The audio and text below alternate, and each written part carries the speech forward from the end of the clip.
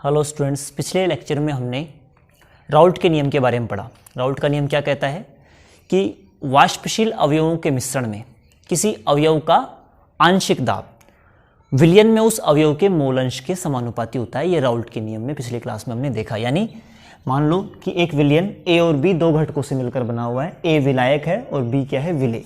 तो जो विलायक का वाष्प आंशिक दाब होगा पी ए, वो विलयन में उस विलायक के मोल अंश के समानुपाती होगा। इसी प्रकार दूसरा घटक जो है विलेय, उसका आंशिक दाब भी विलयन में उसके मोल अंश के XB के समानुपाती होगा। ये राउल्ट के नियम में हमने देखा।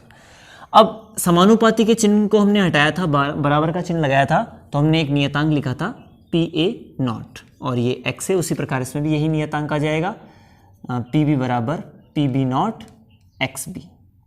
यहाँ PA0 और PB0 क्या थे? उन अवयवों के शुद्ध अवस्था में वाष्प दाब। जैसे A वाला घटक है तो उसका शुद्ध अवस्था में जो वाष्प दाब होता है, जब किसी और घटक को इसके साथ नहीं लिया गया है, वो क्या होता है, PA0। उसी प्रकार B वाले घटक का शुद्ध अवस्था में वाष्प दाब जो होता है PB0। ये नियतांक के रूप में यहाँ पर रखे जाते हैं। तो ये राउल्ट का नियम था, जिसमें किसी घटक के आंशिक दाब और उस घटक के मोल अंशों के बीच में संबंध बताया गया था। ठीक है। अब राउल्ट के नियम के आधार पर हम विलयनों की दो कैटेगरी पढ़ेंगे। दो प्रकार के विलयन होते हैं राउल्ट के नियम को अप्लाई करते हैं तो कौन कौन से होते हैं ये दो प्रकार के विलयन? एक होता है आदर्श विलयन और एक होता है अनादर्श विलयन। क्या है अनादर्श विलयन? Ideal solution. तो एक एक करके दोनों को हम देखेंगे। तो आदर्श विलयन, इधर ही अनादर्श विलयन भी ले लेंगे हम। Non ideal solution. आदर्श विलयन या आइडियल सॉल्यूशन क्या होता है? तो परिभाषा क्या है इसकी कि वे विलयन जो सभी ताप और सांद्रताओं पर राउल्ट के नियम का पालन करते हैं, आदर्श विलयन कहलाते हैं। कोई सा भी ताप ले लो और सांद्रता की कोई सी भी परास ले लो, उस पर वो राउल्ट के नियम का पालन करने चाहिए। अब राउल्ट के नियम की लैंग्वेज क्या है? राउल्ट क्या कहता है? राउल्ट के नियम की जो शर्तें हैं, उन शर्तों को जो फॉलो कर रहा होगा वो विलयन क्या होगा? आदर्श विलयन होगा। तो क्या क्या शर्त है राउल्ट के नियम की? कि आदर्श विलयन वो है जो राउल्ट के नियम का पालन करता है। यानी कि क्या करता है? जिस विलयन के लिए पहली शर्त, प्रत्येक अवयव के जो आंशिक दाब है, जैसे कि मान लो ए दो घटक ले लिया हमने, ए और बी, तो PA जो होगा वो PA0 XA के बराबर हो गया। पहले ऐसे ले लो कि PA प्रोपोर्शनल टू होगा XA के, उसी प्रकार PB प्रोपोर्शनल टू होगा XB के। या हम ये लिख सकते हैं इसमें PA बराबर होगा PA0 XA के और PB बराबर होगा PB0 XB के। या और कैसे लिख सकते हैं इसको? हम जानते हैं P कुल क्या होता है? PA plus PB। तो P टोटल जो हो जाएगा वो क्या हो जाएगा? PA का मान है PA0 XA और PB का मान है PB0 XB। तो जिन विलयनों के लिए ये समीकरण एप्लीकेबल होगा, मतलब कुल दाब का जो मान आएगा वो प्रत्येक अवयव के आंशिक दाबों के योग के बराबर आएगा और प्रत्येक अवयव का जो आंशिक दाब है वो मोल अंश के समानुपाती होगा। तो ये पूरा राउल्ट का नियम हो गया और इसको जो फॉलो करेगा वो क्या होगा? आदर्श विलयन हो गया। तो एक तो शर्त हो गई ये आदर्श विलयन होने के लिए। अब जो राउल्ट के नियम का पालन करते हैं वो आदर्श विलयन होते हैं। और क्या उनके लिए शर्तें हैं कि आदर्श विलयनों के लिए जो मिश्रण का कुल आयतन है वो अपरिवर्तित रहता है। मिश्रण का कुल आयतन अपरिवर्तित, मिश्रण या विलयन का कुल आयतन अपरिवर्तित, यानी इनके लिए आयतन में परिवर्तन डेल्टा V क्या होता है? शून्य। भाई आयतन परिवर्तित नहीं हो रहा, मतलब अंतिम आयतन जिसको हम ले लेते हैं V2 और प्रारंभिक आयतन जो है V1, इनका अंतर क्या आएगा? 0 आएगा। इस अंतर को हम डेल्टा V से रिप्रेजेंट कर सकते हैं। क्या मतलब हुआ? अंतिम आयतन और प्रारंभिक आयतन का दो घटक है A और B, है ना। A और B दोनों के आयतन ले लिया आपने, 50 ml जल ले लिया, 50 ml अल्कोहल ले लिया, दोनों को मिलाया। ठीक है। तो 50 और 50 ml कितने होते हैं? 100 ml। मिलाने से पहले आयतन क्या था? 100 ml। तो मिलाने से पहले का आयतन V1 क्या हो गया? 100। ठीक है।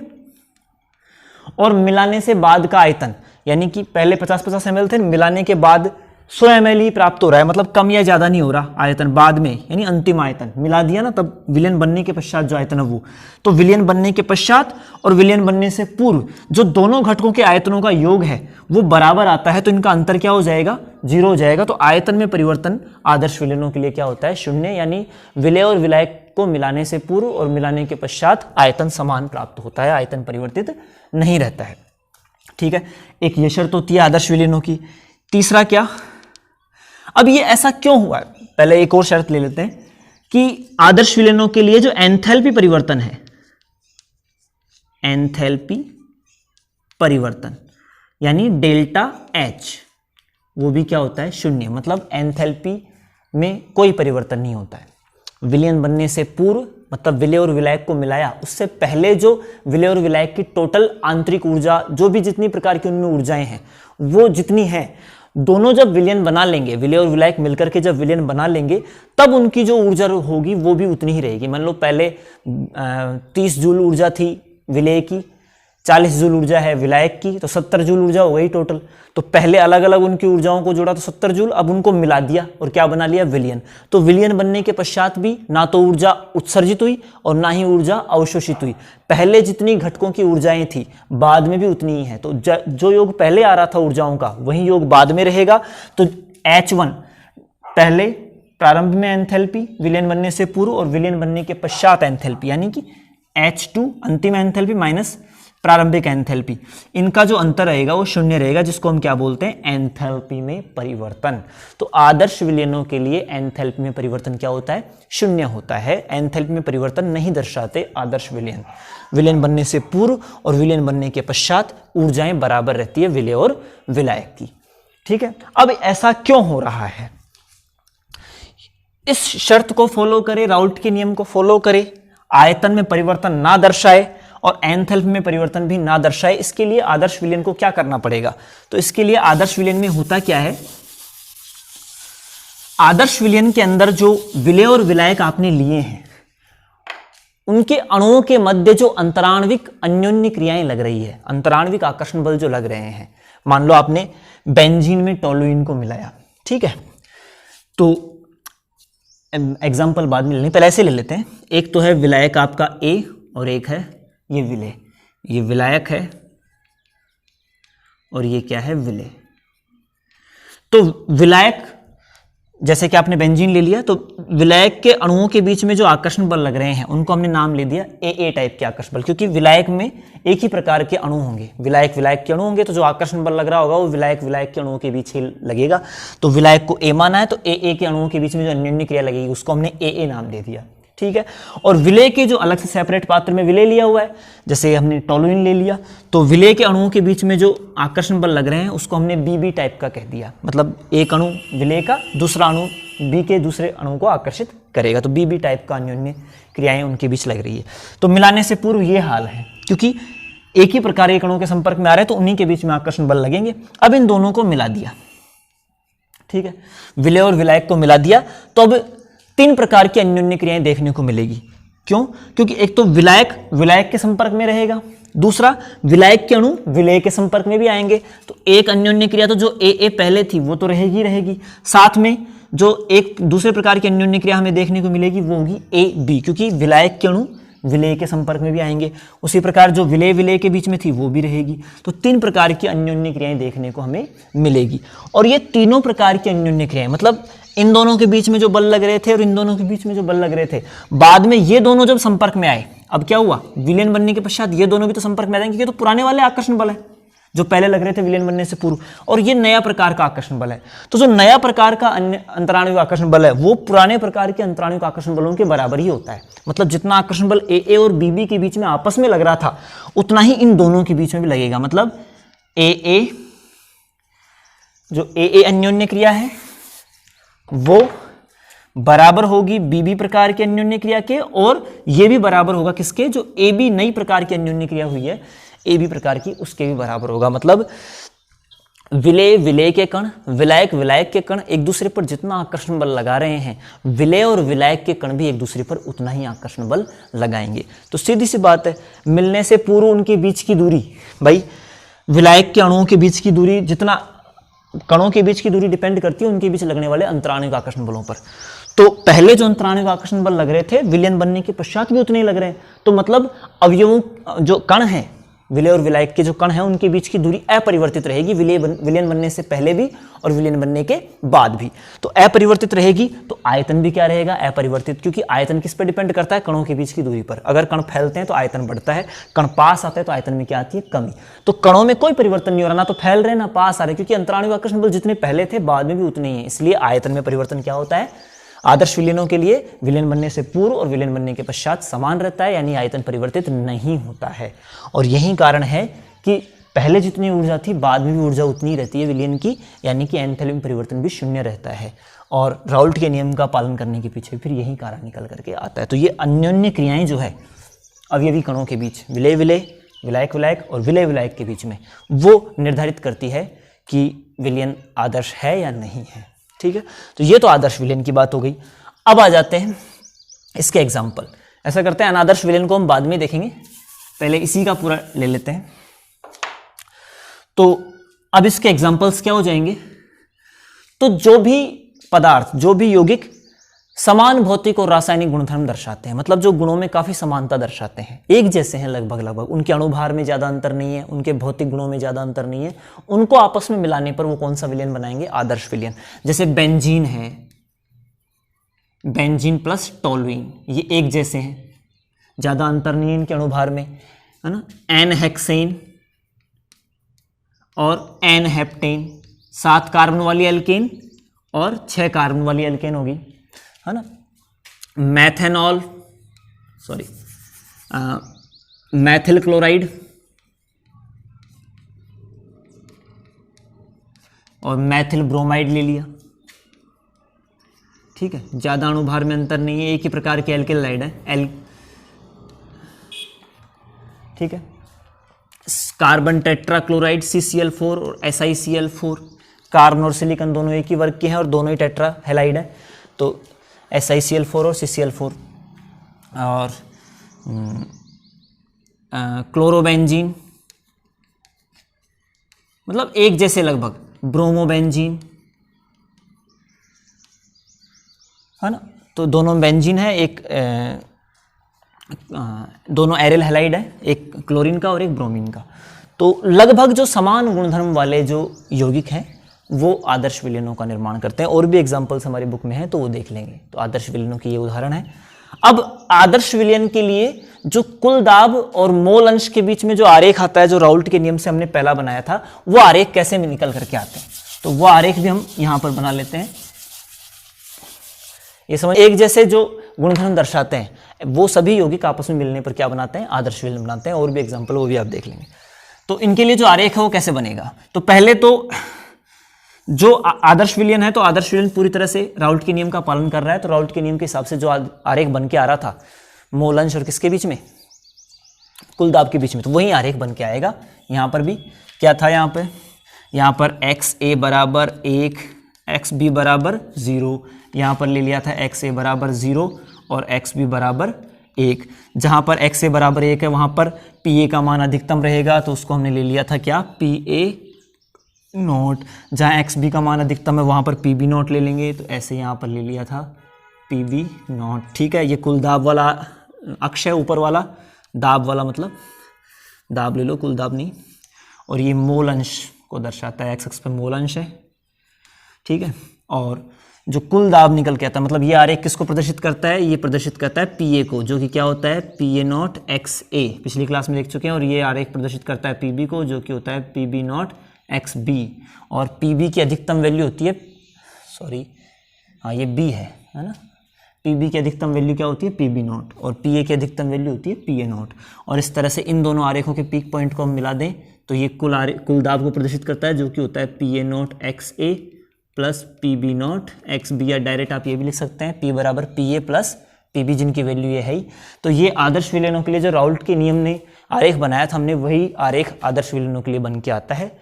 ठीक है, तो आरेख हो गया, एग्जाम्पल हो गए, और आदर्श विलयन होने के लिए जो शर्तें थी वो हो गई। तो ये होते हैं हमारे आदर्श विलयन। अब हम चलेंगे अनादर्श विलयनों की ओर। अगला है अनादर्श विलयन। अनादर्श विलयन क्या, नाम से पता चल रहा है कि आदर्श विलयन जो है उसके ठीक अपोजिट, यानी जो राउल्ट के नियम का पालन नहीं करता है। राउल्ट के नियम का पालन नहीं करता है, इसका मतलब क्या हुआ, मतलब इन विलयनों के लिए जो कुल दाब है वो जो पी ए है वो इक्वल टू नहीं रहेगा P A naught P B naught के, sorry P A naught X A के। उसी प्रकार जो दूसरे घटक का आंशिक दाब है वो बराबर नहीं रहेगा P B naught X B के, या इसको हम डायरेक्टली ऐसे भी ले सकते हैं कि पी ए नॉट प्रोपोर्शनल, मतलब प्रोपोर्शनल नहीं रहेगा, जो समानुपाती वाला चिन्ह लगाते थे वो समानुपाती नहीं रहेगा एक्स ए के, उसी प्रकार पी बी एक्स बी के समानुपाती नहीं रहेगा। ठीक है, तो ये नहीं रहेगा। इन विलयनों के लिए जो अंतराणुविक अन्योन्य क्रियाएं हैं जो बराबर आ रही थी A B B A B, ये सब जो बराबर आ रही थी वो बराबर नहीं आएंगी। आदर्श विलयनों के लिए जो डेल्टा वी का मान 0 आ रहा था तो इनके लिए 0 नहीं आएगा, यानी कि आयतन में परिवर्तन दर्शाएंगे। और इनके लिए जो एंथैल्पी में परिवर्तन आ रहा था आदर्श विलयनों के लिए वो 0 आ रहा था तो इनके लिए 0 नहीं आएगा, मतलब इनमें ऊष्मा का अवशोषण या उत्सर्जन होगा विलयन बनने की प्रक्रिया के दौरान अनादर्श विलयनों के लिए। तो जो शर्तें आदर्श विलयन फॉलो कर रहे थे वो ये नहीं करेंगे, उनके अगेंस्ट चलेंगे, नीचे जाएंगे या ऊपर जाएंगे, तो इस तरह से ये अनादर्श विलयन होंगे। अब क्या हो रहा है, ये विचलन जो है जो राउल्ट के नियम से मतलब विचलन प्रदर्शित करते हैं, राउल्ट के नियम को फॉलो नहीं करते मतलब राउल्ट के नियम से विचलन प्रदर्शित करते हैं, तो ये विचलन किस ओर हो रहा है उस आधार पर हम अनादर्श विलयनों को भी 2 श्रेणियों में बांटते हैं। एक वो जो राउल्ट के नियम से धनात्मक विचलन दर्शाएंगे और एक वो जो राउल्ट के नियम से ऋणात्मक विचलन दर्शाएंगे। तो सबसे पहले हम ले लेते हैं कैटेगरी नंबर फर्स्ट, राउल्ट के नियम से धनात्मक विचलन दर्शाने वाले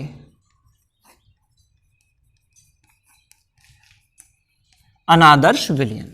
अनादर्श तो ये है ही क्योंकि राउल्ट के नियम का पालन नहीं कर रहा।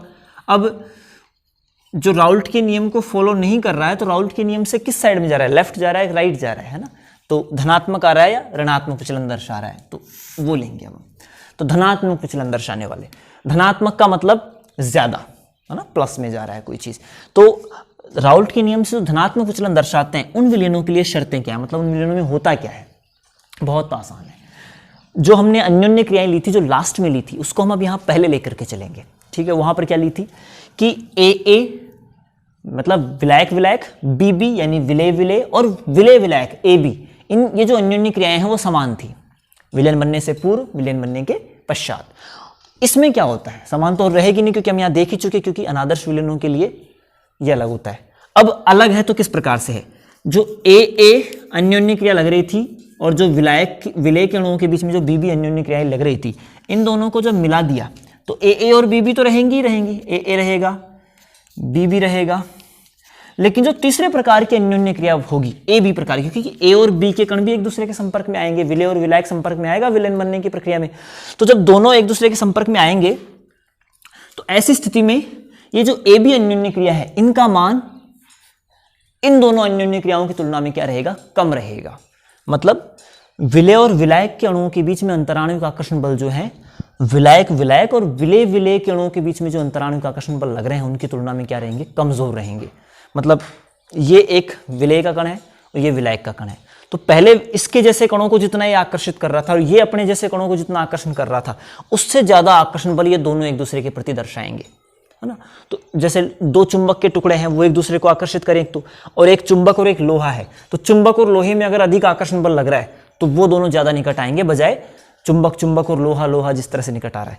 तो इन दोनों के बीच में आकर्षण बल ज्यादा है, वो कम है सॉरी, तो इन दोनों के बीच में आकर्षण बल ए और बी के बीच में जो आकर्षण बल लग रहा है वो कम है ना, बजाय ए और बी के बीच में जो आकर्षण बल लग रहे हैं उनके तो कम है। तो इनको सेपरेट करना क्या हो जाएगा, आसान हो जाएगा, मतलब ए को बी से अलग करना आसान हो जाएगा क्योंकि इनके बीच में अंतराणुविक आकर्षण बल कम हो गए, तो सेपरेट करना आसान हो जाएगा। तो इनका वाष्पीकरण अधिक होगा, जो जिस तापमान पर ए का जितना वाष्पीकरण हो रहा था बी का जितना वाष्पीकरण हो रहा था, ए और बी को जब मिला दिया गया तो इन दोनों के मिश्रण का जो वाष्पीकरण होगा वो और भी ज्यादा होगा उसी ताप पर। तो ज्यादा वाष्पीकरण होगा मतलब ज्यादा वाष्प बनेगी, ज्यादा वाष्प बनेगी तो वाष्प दाब का मान क्या आएगा, ज्यादा आएगा, मतलब धनात्मक होता है। यानी इनके लिए जो घटकों के वाष्प दाब है, आंशिक दाब है, वो उनके मोल अंश जो वास्तविक आंशिक दाब है उससे क्या आते हैं, ज्यादा, मतलब राउल्ट के नियम से जो प्राप्त वाष्प दाब है उनसे ज्यादा आते हैं। वास्तविक जो वैल्यू है आप जो कैलकुलेट करेंगे सूत्र में मान रख करके उसकी तुलना में जो ऑब्जर्व करेंगे वो वैल्यू ज्यादा आएगी, मतलब होगा ज्यादा दिखेगा कम। ठीक है, तो यानी कि पी ए ज्यादा आएगा किसकी तुलना में, पी ए नॉट एक्स ए की तुलना में। जो कैलकुलेशन से जो वैल्यू निकल के आती है उसकी तुलना में ए का आंशिक दाब ज्यादा आएगा। उसी प्रकार पी बी का जो मान है वो X P B naught X B से क्या आएगा, ज्यादा आएगा। या हम ये कह सकते हैं जो कुल दाब होता है P A plus P B, तो वो जो कुल दाब होगा वो ज्यादा आएगा किससे, P A naught X A plus P B naught X B से। मतलब जो राउल्ट के नियम से दाब निकालने का फॉर्मूला था ये कुल दाब निकालने का, तो उस राउल्ट के नियम के फॉर्मूले से जो दाब निकालेंगे आप, उस दाब वो जो दाब प्राप्त होगा उसकी तुलना में वास्तव में जो टोटल दाब है वो हमें ज़्यादा प्राप्त होगा, क्योंकि ज़्यादा वाष्पीकरण हो रहा है। आपने सोचा था कि ऐसा कुछ नहीं हो रहा कि विलेय और विलायक के बीच में अंतराणुविक आकर्षण बल उतने ही होंगे जितने पहले थे, लेकिन वो कम है, और कम अंतराणुविक आकर्षण बल होने की तुलना वजह से ज़्यादा वाष्पीकरण हो रहा है, और ज़्यादा वाष्पीकरण होने की वजह से क्या आ रहा है, कुल वाष्प दाब का मान राउल्ट के नियम से प्राप्त वाष्प दाब की तुलना में अधिक आ रहा है। इसलिए ये कैसा विचलन है, धनात्मक विचलन है। अब ज्यादा आ गया एक तो ये बात हो गई, और दूसरा क्या क्या हो जाएगा, अब आयतन के ऊपर आ जाएं तो चूंकि पहले एक ही जैसे कण थे तो उनके बीच में आकर्षण बल ज्यादा था, अब दो भिन्न प्रकार के कण आ गए तो उनके बीच में आकर्षण बल कम है। हमने लिया ना कि ए और बी की तुलना में जो ए बी प्रकार के आकर्षण बल हैं वो क्या है, कम। शायद हमने यहाँ पर ज्यादा का चिन्ह लगा दिया था, कम है ना। ए बी के अणुओं के बीच में आकर्षण बल कम है, या अन्योन्य क्रियाएं दुर्बल है, तो वाष्पीकरण ज्यादा होगा। ठीक है, इसलिए वाष्प दाब का मान राउल्ट के नियम से प्राप्त वाष्प दाब से क्या आ रहा है, ज्यादा आ रहा है। ठीक है, इसलिए हमने क्या कहा, इसको धनात्मक विचलन। अब आयतन परिवर्तन की बात करें तो देखो पहले 50 ml विलेय था, 50 ml विलायक था। ठीक है, तो उनके बीच में अन्योन्य क्रियाएं जितनी थी उतनी है, तो बाद में जब उनको मिला दिया तो मिलाने के पश्चात ए और बी आपस में संपर्क में आएंगे, जिनके बीच में आकर्षण बल क्या लग रहे हैं, कम लग रहे हैं, तो वो पहले की तुलना में दूर रहना चाहेंगे। भाई अन्य अंतराणुविक आकर्षण बल घटते हैं तो दूरियां बढ़ती है कणों के बीच में दूरियां बढ़ेगी तो आयतन भी क्या होगा, बढ़ेगा। तो पहले जब दोनों का आयतन अपन ने अलग अलग करके मापा तो 50 और 50 100 ml आया। अब दोनों को मिला दिया तो 100 ml ही आना चाहिए था, लेकिन 100 से क्या आएगा, ज्यादा आएगा, 102 आएगा, 103, 105 आएगा, तो आयतन में क्या हो गई, वृद्धि हो गई। तो इन विलयनों के लिए डेल्टा वी के मान क्या आते हैं, धनात्मक आते हैं, पॉजिटिव आते हैं।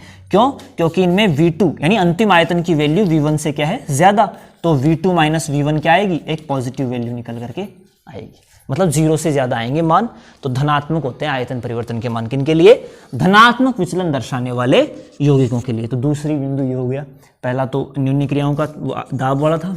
तीसरा एंथैल्पी में परिवर्तन। अब एंथैल्पी में परिवर्तन मतलब इनमें धनात्मक विचलन है तो सब कुछ धनात्मक रहेगा, दाब का मान बढ़ेगा, आयतन बढ़ेगा विलयन बनने के पश्चात, और एंथैल्पी में परिवर्तन भी अधिक आएगा, मतलब ऊष्मा शोषी, मतलब इसमें भी पॉजिटिव हो गई इसकी वैल्यू। और जिनके लिए डेल्टा, वे सभी प्रक्रम, वे सभी अभिक्रिया, वे सभी प्रक्रम जिनके लिए डेल्टा एच का मान धनात्मक आता है ऊष्मा शोषी प्रक्रम कहलाते हैं। ये हम 11वीं क्लास में पढ़ चुके हैं। ऊष्मा शोषी प्रक्रम हो गई, मतलब इसमें एनर्जी क्या होगी, एब्जॉर्ब की जाएगी। मतलब दोनों जो विलेय और विलायक को जब आपने अलग अलग लिया था तो उनका जो ताप था मिलाने के पश्चात तापमान क्या हो जाएगा, घट जाएगा, ऊष्मा शोषी प्रक्रम रहेगा ये। यानी इनमें H2 की वैल्यू H1 से क्या रहेगी, ज्यादा, मतलब बाद में ऊष्मा एनर्जी अवशोषित कर ली तो बढ़ गई, पहले कम थी, तो धनात्मक आता है डेल्टा H का मान। एंथैल्पी परिवर्तन का मान क्या आता है, धनात्मक विचलन दर्शाने वालों के लिए धनात्मक, सब कुछ धनात्मक, डेल्टा H धनात्मक, डेल्टा V धनात्मक, कुल दाब का मान आंशिक दाबों के योग से अधिक, और अन्योन्य क्रियाएं भी क्या, अधिक। अब इसके लिए भी क्या बनाएंगे हम, आरेख बनाएंगे, जो अभी हमने आदर्श विलयन के लिए बनाया। तो अनादर्श विलयन के लिए आरेख सीधा तो आने से रहा, क्योंकि ये विचलन दर्शा रहे हैं, तो जो टेढ़ा आएगा वो किस तरह से आएगा, तो धनात्मक विचलन वालों के लिए कैसा आरेख बन जाएगा, जो हम बनाते आए हैं वैसा ही बनाएंगे। ठीक है, यहां पर XA is equal to 1, XB is equal to 0, यहां पर XA इज इक्वल टू 0 और XB इज इक्वल टू 1। इधर मोल अंश है और इधर क्या है, दाब है। ठीक है, अब वही PA का वैल्यू, यहाँ PA का मान 1 है तो यहाँ पर मैक्सिमम वैल्यू 1 की होगी, इसको हमने ले लिया PA0। ठीक है, और यहाँ पर XB अधिकतम है तो ये XB का ले लो, ठीक है, तो ये मेन नहीं है, ये तो आदर्श विलयनों के लिए आता है ये आरेख। तो ये आरेख जो हमने बनाया है ये तो आदर्श विलयन के लिए बन करके आता है, लेकिन इन विलयनों के लिए ये आरेख नहीं आएगा। ये विचलन दर्शाएंगे, धनात्मक विचलन, तो मतलब ज्यादा आएगा। जो आपने कैलकुलेट किया है वैल्यू उसकी तुलना में जो रियल वैल्यू रहेगी वो ज्यादा रहेगी, तो आरेख उठा हुआ रहेगा। आदर्श विलयनों के लिए जो मूल आरेख होता है उसकी तुलना में थोड़ा सा ऐसे ढंग से बनाना है, ऐसे करके, ये भी ऐसे करके, तो उठा हुआ आएगा आरेख। ठीक है, तो ये इस तरह से, इसको डॉट डॉट नहीं, इसको तो अपन ने डार्क लेना है, और जो ये जो डॉटेड लाइन है पीली कलर की, ये हमारे लिए आदर्श विलयनों के लिए है। अगर ये आदर्श विलयन होता, राउल्ट के नियम को फॉलो करता, तो सरल रेखीय आरेख आते दोनों के लिए। अब पूर्णतः समानुपाती नहीं है, तो समानुपाती नहीं है तो सरल रेखीय आरेख नहीं होगा, थोड़ा सा पैराबोलिक होगा, तो ये यहाँ पर ऐसा हो गया। अब कुल दाब का मान भी क्या आएगा? अब जैसे ये वैसे तो कैसे आता, सीधा आता P A plus P total P A plus P B, लेकिन अब ऐसा नहीं आएगा। कैसा आ जाएगा? ऐसा आ जाएगा, यानी कि पी टोटल जो है वो बड़ा है किससे? P A naught X A plus P B naught X B से। बराबर होता तो ये आरेख होता, बड़ा है तो ऐसा आरेख आएगा। तो ये मूल अंश और कुल दाब के बीच में आरेख हो गया, धनात्मक विचलन दर्शाने वाले अनादर्श विलयनों के लिए। तो थोड़ा सा ऊपर से बना देंगे डॉट डॉट करके, जो आदर्श विलयनों के लिए बनाते थे वो तो बना ही लेंगे ढांचा, और प्रत्येक जैसे पी ए का है तो वो पी ए का इसके ऊपर से ले जाएंगे, पी बी का भी पी बी के ऊपर से, और कुल का भी इसके ऊपर से, ऐसे हम वलयाकार बना देंगे इसको। ठीक है, तो ये था धनात्मक विचलन। अब लेंगे हम राउल्ट के नियम से ऋणात्मक विचलन, सॉरी इसके एग्जाम्पल हो जाएंगे, जैसे मैथेनॉल प्लस जल, है ना, एथेनॉल प्लस जल, है ना, जल प्लस HCl हाइड्रोक्लोरिक एसिड,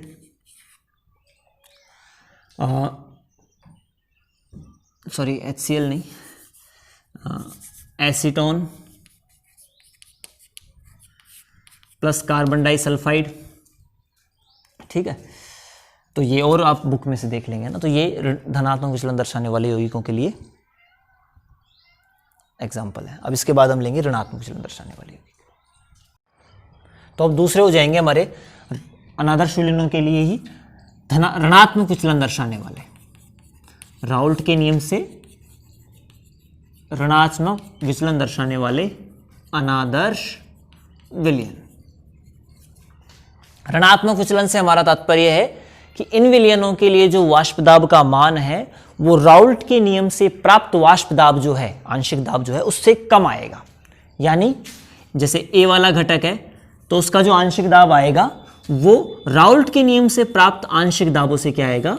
कम आएगा, पी ए नॉट एक्स ए से कम होगा। उसी प्रकार जो दूसरा घटक है उसके लिए भी आंशिक दाब P B naught X B से कम आएगा। राउल्ट के नियम से प्राप्त वाष्प दाबों की तुलना में इन विलयनों के लिए जो वास्तविक वाष्प दाब है उनके मान कम आते हैं, यानी कि कुल दाब भी क्या हो जाएगा? लेस देन आएगा किसके? P A naught X A plus P B naught X B के। सिंपल, यानी राउल्ट के नियम से क्या दर्शा रहे? ऋणात्मक विचलन, यानी इनके लिए कुल वाष्प दाब के मान राउल्ट के नियम से प्राप्त वाष्प दाबों की तुलना में कम आ रहे हैं। तो इनमें अन्योन्य क्रियाओं की बात करें तो क्या होगा? क्यों हुआ ये कम? तो इनमें जो ए और बी अन्योन्य क्रियाएं हैं उनकी तुलना में जो ए बी अन्योन्य क्रिया है वो क्या होती है? प्रबल होती है। मतलब विलायक विलायक और विलेय विलेय के कणों के बीच में जो अंतराण्विक आकर्षण बल लग रहे हैं उनकी तुलना में विलेय विलायक के अणुओं के बीच में जो आकर्षण बल लगेंगे वो ज्यादा लगेंगे, है ना भाई। जैसे जल के अणु हैं, जल के अणु एक दूसरे को जितना आकर्षित करेंगे उसकी तुलना में जल के अणु एसिड कोई भी ले लें, जैसे HCl ले लिया तो HCl को घोल दिया तो HCl के अणु जल से ज्यादा आकर्षित होंगे बजाय अपने अणुओं से आकर्षित होने के। तो ए और बी के बीच में जो आकर्षण बल है वो ज्यादा प्रबल होंगे, है ना। तो पहले कणों के बीच में कुछ दूरी थी ए के बीच में और बी के बीच में, अब जो ए और बी है वो ज्यादा आकर्षण लगाएंगे तो इनके बीच की दूरी घट जाएगी, पास आ जाएंगे ये दोनों। तो पास आ जाएंगे तो क्या होगा? इनको दूर करने के लिए ज्यादा ऊर्जा की आवश्यकता होगी। तो दिए गए ताप पर, जो भी ताप आपको दिया गया उस ताप पर जो पहले वाष्पीकरण हो रहा था अलग अलग, इन दोनों का अलग अलग जो वाष्पीकरण हो रहा था, मिलाने के पश्चात जो वाष्पीकरण होगा उसमें कमी आएगी, मतलब बहुत कम वाष्पीकरण होगा क्योंकि कण एक दूसरे को क्या करेंगे? वाष्पीकृत होने से रोकेंगे। ठीक है, तो इसलिए कुल वाष्प दाब का मान इनके अवयवों के आंशिक दाबों के योग से क्या आएगा? कम आएगा। राउल्ट के नियम से जो प्राप्त वाष्प दाब है उनसे कम आएगा। और ये होने की वजह से, अंतराणु आकर्षण बलों के मान में वृद्धि होने की वजह से क्या हो जाएगा, जो आयतन में परिवर्तन है जो हम लेते हैं, तो आयतन में परिवर्तन क्या हो जाएगा, जैसे पहले दोनों के 50-50 ml थे तो 100 ml होना था पहले टोटल आयतन। अब क्या हुआ, कण एक दूसरे को ज्यादा आकर्षित कर रहे हैं, तो जो 100 ml आयतन के अंदर जो आना चाहिए था कणों को, वो उससे भी कम आयतन में आएगा, क्योंकि दो पास आ गए ना कण, ए और बी के ज्यादा पास आ गए एक दूसरे के, तो ज्यादा पास जाएंगे तो आयतन क्या आएगा, 98 आ गया। तो V2 क्या है जैसे 98 और V1 क्या है जैसे 100, तो आयतन किस में आ गया, माइनस में आ गया। तो आयतन में परिवर्तन जो होगा वो क्या होगा, ऋणात्मक होगा। मतलब विलयन बनने से पूर्व जो आयतन है उसकी तुलना में विलयन बनने के पश्चात बाद वाला जो आयतन है वो कम रहेगा, कम प्राप्त होगा, संकुचित हो जाएगा विलयन, है ना, कणों के पास आने की वजह से। तो आयतन में परिवर्तन क्या होगा, ऋणात्मक, ये याद रखना है। आयतन में परिवर्तन ऋणात्मक होता है, जो भी है ऋणात्मक विचलन है, इसका मतलब सब कुछ ऋणात्मक है। अब अगली चीज, एंथैल्पी में परिवर्तन, डेल एच। तो ये एक ऊष्माक्षेपी प्रक्रम है। कण जब पास आते हैं, बॉन्ड जब बनते हैं, है ना, बॉन्ड जितना मजबूत होगा उसको तोड़ने के लिए उतनी ही ज्यादा ऊर्जा देनी पड़ेगी, तो ऊष्माक्षेपी प्रक्रम, है ना, तो ज्यादा बंध बनते हैं तो इस प्रक्रिया में ऊर्जा मुक्त होती है। तो इसके अंदर बंध मजबूत बन रहे हैं तो ऊष्मा ज्यादा मुक्त होगी, तो ऊष्माक्षेपी प्रक्रम होगा, और ऊष्माक्षेपी प्रक्रमों के लिए डेल एच के मान क्या होते हैं, ऋणात्मक। मतलब विलयन बनने से पूर्व जो ऊर्जा थी उसकी तुलना में विलयन बनने के पश्चात ऊर्जा कम हो गई, यानी ऊर्जा क्या हो गई, उत्सर्जित हो गई, तो क्या होंगे, ऊष्माक्षेपी।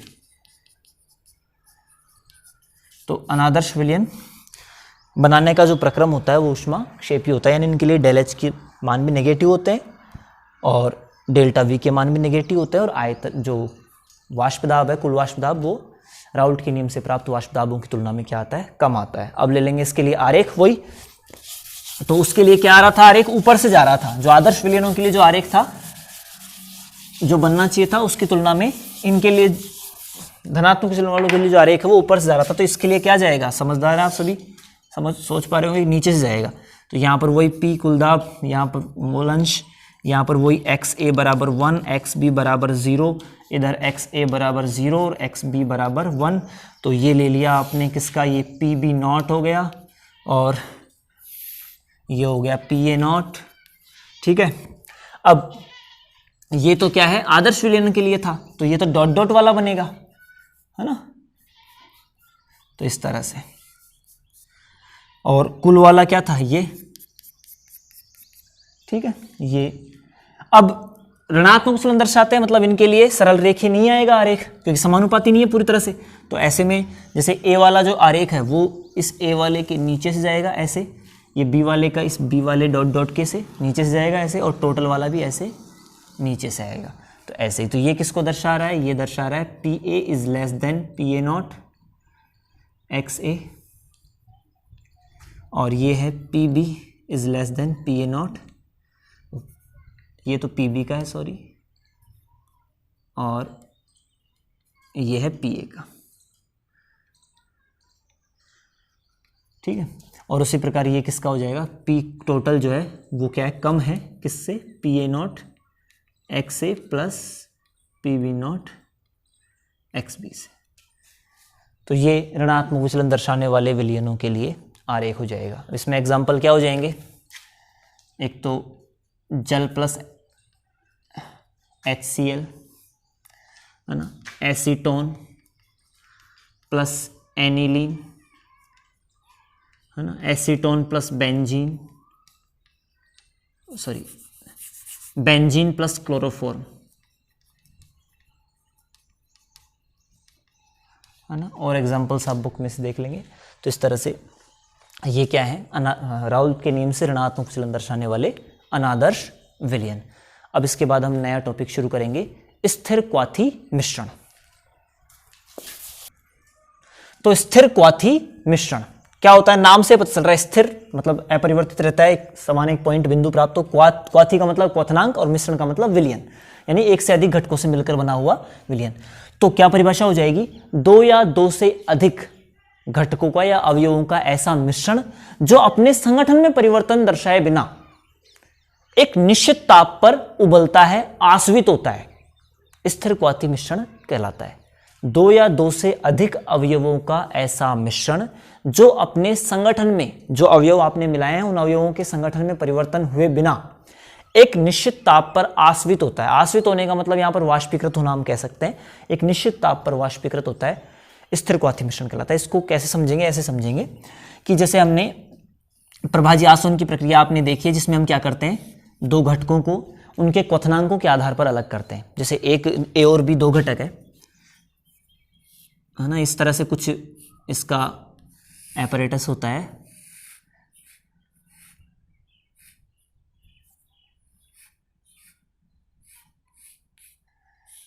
ऐसा कुछ होता है ना, और हम इस तरह से इसको गर्म कर रहे हैं और इसमें दो घटक हैं A प्लस B, दोनों ही क्वथनांक अलग अलग है। जैसे आपने A तो ले लिया जल और B ले लिया अल्कोहल, तो ये दोनों विलयशील पदार्थ हैं, तो इनको आप छान करके अलग नहीं कर सकते और किसी विधि से अलग नहीं कर सकते, तो आपको इनको अलग करना है, सेपरेट करना है। तो हम इसमें आसवन या प्रभाजी आसवन, प्रभाजी आसवन तो तब यूज में लेते हैं जब दोनों के क्वथनांकों में बहुत कम अंतर होता है, और आसवन तब काम में लेते हैं जब नॉर्मल आसवन, जब दोनों के क्वथनांकों में लगभग 25 डिग्री सेल्सियस का अंतर होता है, तो हम नॉर्मल आसवन से, बाकी प्रभाजी आसवन से दो द्रवों को हम अलग कर पाते हैं। तो इन दोनों को अलग करना है, तो आप गर्म करेंगे तो यहाँ पर थर्मामीटर लगा होता है और हमें पता है कि जल का क्वथनांक है 100 डिग्री सेल्सियस, और हमने अल्कोहल कोई सा भी, सब अलग अलग अल्कोहलों के अलग अलग होते हैं, लेकिन हमने एक एवरेज ले लिया 70 डिग्री सेल्सियस, तो दोनों के क्वथनांक अलग अलग है, 25 से ज़्यादा का दोनों में अंतर है। अब हम इन दोनों को कैसे अलग करेंगे? तो हमने यहाँ थर्मामीटर लगा रखा है और अब इसको नीचे से गर्म कर रहे हैं, तो गर्म करेंगे तो जो ही टेम्परेचर 70 डिग्री सेल्सियस जाएगा, 70 डिग्री सेल्सियस जाते ही क्या होगा, अल्कोहल का वाष्पीकरण प्रारंभ हो जाएगा, अल्कोहल उबलना शुरू हो जाएगा, क्योंकि अल्कोहल का क्वथनांक क्या होता है 70। तो यहाँ पर इस टेम्परेचर पर हम स्थिर रखेंगे ताप को, तो इस टेम्परेचर पर पूरी की पूरी तरह से जो बी वाला घटक है, यानी जो अल्कोहल वाला घटक है, जो इधर आएगा वाष्पीकृत होकर, यहाँ पर ये कंडेंसर है, संगणक, जहाँ पर ठंडा पानी जैसे बाहर की तरफ बह रहा है, तो वो क्या कर देगा, इस वाष्प को वापस ठंडा कर देगा, तो ये वाष्प बूंद बूंद के रूप में यहाँ आ जाएगी। तो बी वाला घटक हमारा दूसरे पात्र में इकट्ठा हो गया, और ए वाला जो घटक है, जो जल है, वो इस पात्र में रह जाएगा, क्योंकि तापमान आप बढ़ाएंगे नहीं। थोड़ी बहुत वाष्प जो बनेगी वो मतलब यहाँ पर एक प्रभाजी कॉलम होता है, उसके द्वारा वापस संघनित होकर के आ जाती है, तो हमें उससे मतलब नहीं है। तो कुल मिला के हमने दो अलग अलग क्वथनांक वाले अवयवों को उनके क्वथनांक में अंतर के आधार पर गर्म करके वाष्पीकृत करके अलग किया। इसको प्रभाजी आसवन या आसवन बोलते हैं, आश्वित करके अलग किया। तो स्थिर क्वाथी मिश्रण क्या होगा? तो यहां पर हमने क्या देखा कि ए और बी को मिलाया, तो मिलाने के पश्चात भी दोनों के क्वथनांक अलग अलग हैं। ए वाला 100 पे वाष्पीकृत होगा या आश्वित होगा, और बी वाला 70 पे होगा। लेकिन अगर हमारे द्वारा मिलाए गए मिश्रण स्पेशल हैं, अलग हैं, तो ऐसा भी हो सकता है कि ये दोनों, जैसे मिलाने से पूर्व इनके जो क्वथनांक है, मिलाने के पश्चात इनके क्वथनांक क्या हो जाएं, बदल जाएं। मतलब पहले इसका क्वथनांक 100 था, इसका 70 था, दोनों को मिला दिया ना, तो जो मिश्रण बन गया, अगर उस मिश्रण का क्वथनांक एक समान प्राप्त होता है, मतलब ना तो ए का आ रहा है ना बी का आ रहा है, अलग ही आ रहा है, जैसे मान लो 80 आ गया, 80 डिग्री सेल्सियस आ गया, है ना, तो 80 डिग्री सेल्सियस पर जो आसवन हो रहा है उसमें ए वाले कण भी है और बी वाले कण भी है, मतलब दोनों का ही आसवन हो रहा है और एक ही ताप पर हो रहा है। तो ऐसे मिश्रणों को, ऐसे विलयनों को हम स्थिर क्वाथी मिश्रण कहते हैं, यानी कि मिलाने के पश्चात जो एक ही ताप पर आश्रित हो रहे हैं। पहले तो दोनों के क्वथनांक अलग अलग थे, हमें भिन्न क्वथनांक वाले ही लेने हैं। भाई दो अलग अलग यौगिक लोगे तो उनके क्वथनांक अलग अलग होंगे, तो भिन्न क्वथनांक वाले यौगिकों को हमने मिलाकर विलयन बनाया, और विलयन बनाने के पश्चात उनके जो क्वथनांक आ रहे हैं वो भिन्न भिन्न ना आकर के एक समान आ रहे हैं, मतलब दोनों घटक एक ही ताप पर उबल रहे हैं, है ना, मिलने के पश्चात, और एक ही क्वथनांक दर्शा रहे हैं। तो ऐसे मिश्रण को, क्योंकि अब कोई घटक नहीं रहा, अब दोनों मिलकर के एक विलयन बना लिया, तो हम इसको मिश्रण नाम देंगे, और उसका क्वथनांक स्थिर है, तो ऐसे मिश्रणों को हम कह देंगे स्थिर क्वाथी मिश्रण। तो दो यौगिकों का ऐसा मिश्रण, कम से कम दो होने चाहिए, दो से ज्यादा भी ले सकते हैं, जो एक ही ताप पर उबलता हो, स्थिर क्वाथी मिश्रण कहलाता है। सरल शब्दों में ये हो गया। अब ये दो प्रकार के होते हैं स्थिर क्वाथी मिश्रण। एक होता है निम्नतम क्वथनांक की, निम्नतम क्वथनांकी स्थिर क्वाथी मिश्रण, नाम से पता चल रहा है।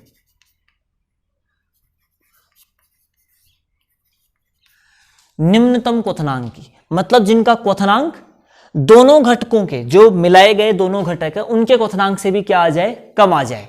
ए और बी दो घटक हमने मिलाए, इसका 100 है, इसका बी का 70 है, दोनों का भिन्न भिन्न है, ठीक है। इनको मिलाने पर जो विलयन बना ए बी, अब उसका जो क्वथनांक आ रहा है वो इन दोनों के क्वथनांकों से अलग आएगा, तब तो ये स्थिर क्वाथी मिश्रण होगा, सेम आएगा। और वो अगर कम आ रहा है, निम्नतम क्वथनांकी, इसका एक और नाम है उच्चतम वाष्पदाबी, या तो निम्नतम क्वथनांकी कह दो या उच्चतम वाष्पदाबी स्थिर क्वाथी मिश्रण कह दो। तो अब क्या हुआ कि जो मिश्रण का जो क्वथनांक आ रहा है, इसका जो क्वथनांक आए वो इनमें से कम क्वथनांक किसका है, बी वाले का, उससे भी कम आए, मान लो ये 65 डिग्री सेल्सियस पर ही क्या होने लग जाए, आश्वित होने लग जाए। विलयन जो बना उसका क्वथनांक क्या है, अब ये विलयन बन गया, अब ये ए बी नहीं रहा, ए और बी नहीं रहा, ए बी बन गया, अलग ही यौगिक बन गया, है ना। जैसे भाई आपने हाइड्रोजन और ऑक्सीजन से क्रिया करवा के H2O बना लिया, तो ये अपने आप में एक अलग है और ये दोनों अलग है। तो ये जो बना ना, इसका क्वथनांक इन दोनों घटकों से क्या आ रहा है, अलग आ रहा है। और वो कितना आ रहा है, दोनों घटकों में जो कम वाला है उससे भी कम आ रहा है। इन दोनों घटकों में कम किसका है, बी का 70 है, और उससे भी कम इस बनने वाले विलयन का है। तो निम्नतम क्वथनांकी जो इनमें से दोनों घटकों में से जो कम से कम वाला है ना, उससे भी कम क्वथनांक अगर ये मिश्रण दर्शा रहा है, तो ऐसे मिश्रणों को निम्नतम क्वथनांकी स्थिर क्वाथी मिश्रण कहलाते हैं। अब देखो क्वथनांक कम आ रहा है विलयन का, तो विलयन ज्यादा वाष्पीकृत होगा, मतलब 65 डिग्री सेल्सियस पर ही खूब वाष्पीकरण हो जाएगा इसका, तो कम ताप पर भी ज्यादा वाष्प बनेगी, तो ऐसे में वाष्प दाब क्या आएगा, ज्यादा। तो इसलिए इसको उच्चतम वाष्प दाबी स्थिर क्वाथी मिश्रण भी कह सकते हैं, क्योंकि इसका वाष्प दाब इनके घटकों के वाष्प दाब से भी क्या आएगा, ज्यादा आएगा। तो किसी विलयन का वाष्प दाब अगर उसके घटकों के वाष्प दाब से ज्यादा आए, तो ऐसे विलयन कौन से होते हैं, अनादर्श तो होते ही होते हैं, और अनादर्श में भी कौन से होते हैं, धनात्मक विचलन दर्शाने वाले। तो निम्नतम क्वथनांक की स्थिर क्वाथी मिश्रण कौन होते हैं, वे अनादर्श विलयन जो राउल्ट के नियम से धनात्मक विचलन दर्शाते हैं। वो कौन सा विलयन बनाते हैं, निम्नतम क्वथनांक की स्थिर क्वाथी मिश्रण बनाते हैं। तो जो भी एग्जाम्पल आपने किसमें पढ़े थे, धनात्मक विचलन, मतलब राउल्ट के नियम से जो धनात्मक विचलन दर्शाएगा वो इस प्रकार का विलयन बनाएगा। कौन सा, निम्नतम क्वथनांकी। धनात्मक विचलन में जैसे कौन कौन से लिए थे, जैसे मैथेनॉल प्लस जल लिया था, है ना। बस ये एक एग्जाम्पल हो जाएगा किसका, निम्नतम क्वथनांकी का। अब बी वाला कौन सा, उच्चतम क्वथनांकी स्थिर क्वाथी मिश्रण, या इसी का नाम क्या हो जाएगा, निम्नतम वाष्पदाबी। इसका वाष्पदाब निम्नतम रहेगा, निम्नतम वाष्पदाबी स्थिर क्वाथी मिश्रण। तो उच्चतम क्वथनांकी का मतलब वही ए और बी दो घटक है, जिनको मिलाया विलयन बन गया, जिसमें ए बी है ना, विलयन को ए बी कह देंगे। इसका क्वथनांक वही 100 है, इसका वही 70 है। तो जो विलयन बने उसका जो ज्यादा वाला है उससे भी ज्यादा, जैसे मान लो 105 डिग्री आ गया, है ना। तो मिलाए गए अवयवों में जो अधिकतम क्वथनांक वाला अवयव है उससे भी अधिक क्वथनांक अगर आता है विलयन का, जो विलयन बन गया उसका, तो ऐसे विलयनों को, ऐसे मिश्रणों को उच्चतम क्वथनांक की स्थिर क्वाथी मिश्रण कहते हैं। तो ऐसा कब हो सकता है, इसका जस्ट अपोजिट हो जाएगा ना। तो ऐसा कब हो सकता है, जब ए और बी के बीच में जो अंतराणु आकर्षण बल लग रहे हैं उनकी तुलना में ए बी के बीच में अंतराणु आकर्षण बल क्या हो, ज्यादा हो। तो ऐसे में और ज्यादा ताप देंगे तो ये क्या होगा, वाष्पीकृत होगा, है ना। तो इसमें देखो 105 आ रहा है, इसमें जैसे 100 और 70 थे, तो इनका वाष्पीकरण कम होगा, मतलब ज्यादा ताप की आवश्यकता होगी इसको वाष्पीकृत करने के लिए, तो वाष्प दाब का मान क्या आएगा, कम आएगा। तो ये कौन से अनादर्श विलयन होते हैं, उच्चतम क्वथनांक दर्शाने वाले स्थिर क्वाथी मिश्रण जो है वो कौन से अनादर्श विलयन होते हैं, जो राउल्ट के नियम से ऋणात्मक विचलन दर्शाते हैं। राउल्ट के नियम से ऋणात्मक विचलन दर्शाने वाले जो अनादर्श विलयन है वो उच्चतम क्वथनांक की स्थिर क्वाथी मिश्रण बनाते हैं। जैसे एसीटोन और एनिलीन हो गया, अभी क्लोरोफॉर्म और बेंजीन अभी एग्जाम्पल देखे थे, तो वो इसमें आ जाएंगे, क्योंकि इसमें कणों के बीच जो विलयन बनने के पश्चात जो अंतराणविक आकर्षण बल आ रहा है वो विलयन बनने से पूर्व अंतराणविक आकर्षण बलों की तुलना में क्या है, प्रबल है, इसलिए वाष्पीकरण कम होगा। वाष्पीकरण कम होगा तो क्वथनांक में क्या होगी, वृद्धि होगी। क्वथनांक में वृद्धि होगी तो इसको हम उच्चतम क्वथनांक की स्थिर क्वाथी मिश्रण कह देंगे, या निम्नतम वाष्पदाब, क्योंकि वाष्पदाब इसका दिए गए ताप पर क्या आएगा, कम आएगा पहले की तुलना में, अलग अलग घटक आ रहे हैं उनकी तुलना में। तो इस प्रकार हमने टॉपिक ले लिए आदर्श अनादर्श विलयन और एक छोटा सा टॉपिक स्थिर क्वाथी मिश्रण, जिसमें आप परिभाषा और इनके एग्जाम्पल, कौन धनात्मक विचलन दर्शाता है, धनात्मक विचलन दर्शाने वाले तो कौन से प्रकार के स्थिर क्वाथी मिश्रण होते हैं, और ऋणात्मक विचलन दर्शाने वाला कौन से प्रकार का स्थिर क्वाथी मिश्रण होता है, तो इन सबको आप तैयार कर लेंगे। इसी के साथ हमारा ये टॉपिक पूरा। अगला टॉपिक हम जो पढ़ेंगे वो भी बहुत इंपॉर्टेंट है, उससे भी क्वेश्चंस बनते हैं, वो है अणु संख्य गुणधर्म। आज के लिए इतना ही, थैंक यू।